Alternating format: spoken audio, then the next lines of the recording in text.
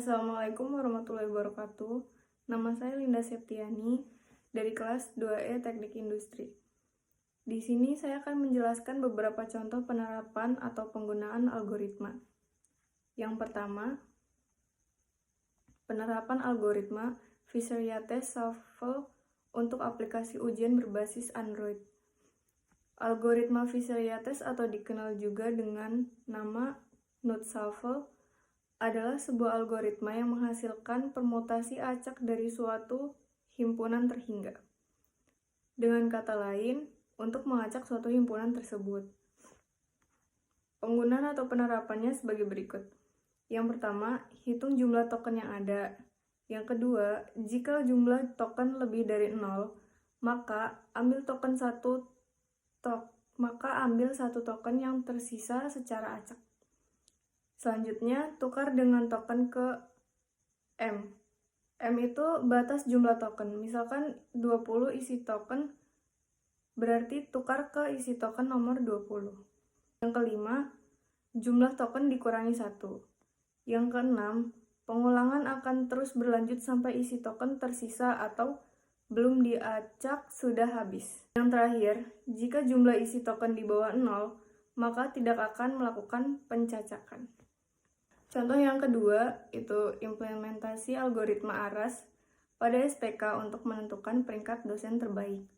Amik Mitra Gama merupakan salah satu perguruan tinggi swasta yang berada di Provinsi Riau. Dalam meningkatkan mutu pendidikan, salah satu langkah yang dilakukan oleh perguruan tinggi adalah pemberian penghargaan dan apresiasi kepada dosen terbaik yang akan dipilih setiap tahunnya.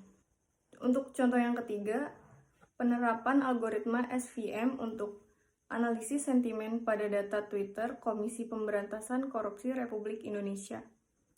Yang pertama, Twitter crawling. Proses crawling ini merupakan proses awal untuk pengumpulan data. Proses ini memanfaatkan fasilitas Twitter Scraper. Yang kedua, pre-processing. Pre-processing merupakan tahap awal dalam pemrosesan untuk penyeleksian kata pada data teks komentar tweet, sehingga menghasilkan kata-kata yang lebih ringkas yang berisi sentimen dengan menyeleksi dan membuang kata-kata yang tidak diperlukan. Sehingga perlu dilakukan penghapusan beberapa komponen dari data teks komentar tweet untuk menyeleksi tweet. Beberapa dari tahapan pre-processing yaitu cache-folding, cleansing, tokenizing, normalize, steaming, dan stop-word removal. Contoh yang keempat, penerapan data mining dalam klasifikasi data anggota Kopdit Sejahtera Bandar Lampung dengan algoritma Naive Bayes. Data mining ini adalah teknik yang memanfaatkan data dalam jumlah yang besar untuk memperoleh informasi berharga yang sebelumnya tidak diketahui dan dapat dimanfaatkan untuk pengembalian keputusan penting. Penggunaan dan penerapannya sebagai berikut. Yang pertama, menghilangkan noise atau data yang tidak konsisten atau data yang tidak relevan. Menghilangkan data noise atau data yang tidak relevan atau berhubungan langsung dengan tujuan akhir proses data mining. Antara lain membuang redundansi data, memeriksa data yang inkonsisten, dan memperbaiki kesalahan pada data, seperti kesalahan cetak. Untuk contoh yang kelima, pengaruh penerapan algoritma terhadap pembelajaran pemrograman komputer. Perkembangan teknologi informasi dan komputer saat ini semakin maju. Semua bidang ilmu memerlukan keahlian komputer. Sehingga bagi mahasiswa pemahaman logika matematika dan pembelajaran komputer sangat penting karena keduanya saling berhubungan. Untuk mengatasi hal ini, dilakukan penelitian dengan menerapkan algoritma dalam pembelajaran pemrograman komputer. Penggunaan atau penerapannya sebagai berikut. Masukkan bilangan sebagai sebuah bilangan bulat.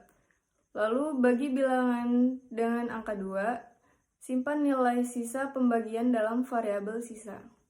Selanjutnya, Jika nilai sisa sama dengan 0, maka kerjakan langkah 4. Langkah 4-nya tampilkan genap ke layar. Jika nilai sisa tidak sama dengan 0, maka kerjakan langkah 6.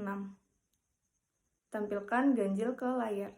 Contoh yang keempat itu implementasi algoritma RC4 pada sistem pengamanan dokumen digital soal ujian. Penggunaan dokumen digital saat ini telah banyak digunakan. Salah satunya yaitu pada pembuatan soal ujian sekarang telah berkembang menjadi data digital. Kemudian pengaksesan informasi tentunya berdampak pada munculnya resiko dan ancaman keamanan dan integritas data. Untuk contoh yang ketujuh, penerapan algoritma Fisher-Yates untuk mengacak soal penerimaan forum studi mahasiswa informatika Universitas Nasional. Di masa pandemi ini, pengetahuan menjadi hal tersulit yang bisa didapatkan oleh peserta didik Universitas Nasional. Terlebih lagi untuk mahasiswa informatika yang notabene membutuhkan arahan lebih lanjut untuk menempuh bidang ilmu kejuruan. Dengan begitu, mahasiswa informatika tidak akan mampu menghadapi tuntutan dunia kerja terhadap mutu pendidikan di Universitas Nasional. Penggunaan dan penerapannya sebagai berikut. Yang pertama, tuliskan angka dari nomor soal 1 sampai N. 2. Pilihlah soal dengan variabel acak K di antara 1 sampai dengan N. N itu jumlah soal yang belum dicoret. Yang ketiga, perhitungan dimulai dengan menukar K dengan soal yang belum dicoret. Yang keempat, ulangi langkah 2 dan langkah 3 dengan kondisi N sama dengan N dikurang 1 sampai keseluruhan soal dicoret. Yang kelima, urutan soal yang dituliskan pada langkah 3 merupakan permutasi acak dari soal awal. Untuk contoh yang ke-8, ada penerapan algoritma dalam pembuatan kopi berdasarkan metode penyeduhan, manual brewing, dan fotografi komersial. Yang pertama ada metode brewing, yaitu kopi yang memakai tekanan yang dimana kata espresso kemungkinan timbul di benak kita saat membicarakan mengenai kopi yang diseduh dengan tekanan. Tetapi terdapat sejumlah metode dalam penyeduhan melalui tekanan daripada mesin espresso standar stok. Kopi yang diseduh dengan tekanan hanyalah menunjukkan secangkir kopi, dengan ekstraksi bisa menebak tekanannya. Dihasilkan waktu ekstraksinya dengan cepat serta minuman dengan sangat intens. Yang kedua ada French press. Press Prancis, yaitu maskot tidaklah resmi daripada kopi rumahan. Telah melakukan penyeduhan kopi di rumah tangga semenjak sebelum kakek nenek lahir, serta mempunyai penggemar setia di mana sangatlah setia di antara kelompok barista rumahan. Secara fakta, jika hal tersebut sangatlah mudah dipakai, bisa diperoleh guna uang pengembaliannya, serta dihasilkan minuman yang rasanya tidak sama serta tidaklah sama dengan metode lainnya. Untuk contoh yang ke-9, ada penerapan algoritma sequential search pada aplikasi Kamus Bahasa Ilmiah Tumbuhan. Penggunaan dan penerapannya sebagai berikut. A. Ada anggrek, padi, cempaka, alpukat, dan semangka. I sama dengan 1 sampai dengan N. Apabila dicari pada array tersebut dengan data alpukat, sehingga proses dalam pencarian data tersebut adalah B sama dengan alpukat. Ditemukan false. Untuk contoh yang ke-10, ada implementasi algoritma key nearest neighbor dalam menganalisis sentimen terhadap program Merdeka Belajar Kampus Merdeka atau MBKM. Program MBKM ini merupakan suatu kebijakan dalam pendukung pemberian kebebasan terhadap mahasiswa untuk mengasah kemampuan dengan merasakan langsung pengalaman ke dunia kerja sebagai bekal untuk menghadapi persaingan dan persiapan berkarir di masa yang akan datang. Penggunaan dan penerapannya itu yang pertama request API Twitter, yang kedua ada data collection, yang ketiga memproses data tweet menggunakan NLP, yang keempat menghitung polaritas, yang kelima mengklasifikasi sentimen menggunakan KNN. Yang keenam, hitung akurasi, dan yang ketujuh, penarikan kesimpulan. Untuk contoh yang ke-11, implementasi algoritma chart dalam penentuan kelayakan penerimaan bantuan PKH di Desa Ngadirejo. Penggunaan dan penerapannya sebagai berikut. Yang pertama, ada menyiapkan datasheet yang akan digunakan untuk perhitungan. Yang kedua, melakukan perhitungan indeks Gini semua atribut berdasarkan kategori yang ada dalam datasheet. Yang ketiga, melakukan perhitungan nilai Gini semua atribut yang ada dalam dataset. Yang keempat, ada membuat node dan cabang dari nilai Gini maksimal di antara masing-masing atribut.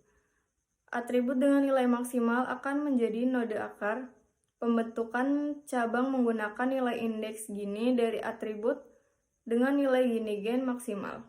Kategori atribut dengan nilai indeks Gini 0 akan membentuk cabang leaf node jika frekuensi tidak lebih tinggi dibandingkan frekuensi ya akan menghasilkan nilai kelas tidak. Sedangkan jika frekuensi ya lebih tinggi dibandingkan frekuensi tidak akan menghasilkan nilai kelas ya. Kategori atribut dengan nilai tidak sama dengan 0. Belum terbentuk leaf node sehingga akan dilakukan perhitungan kembali. Yang terakhir, mengulang langkah 2 sampai langkah 4 hingga semua atribut telah berpartisipasi menjadi node.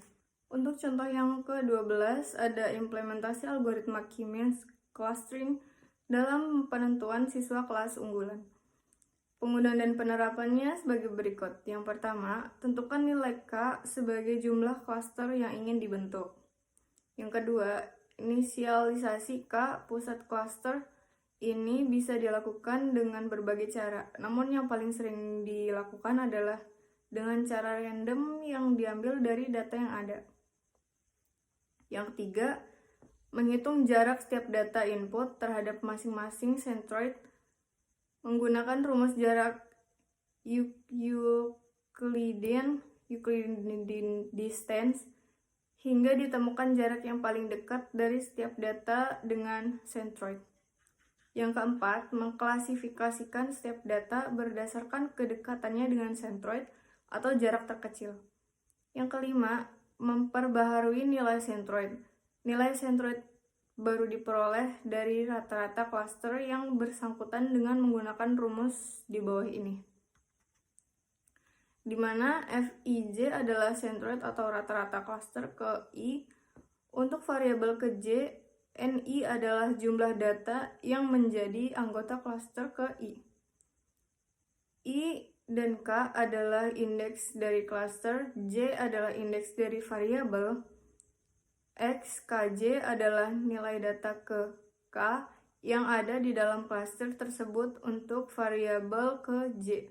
Yang terakhir, melakukan pengulangan dari langkah 2 hingga 5 sampai anggota tiap klaster tidak ada yang berubah. Terima kasih. Itu saja yang bisa saya sampaikan. Kurang lebihnya mohon maaf. Wassalamualaikum warahmatullahi wabarakatuh.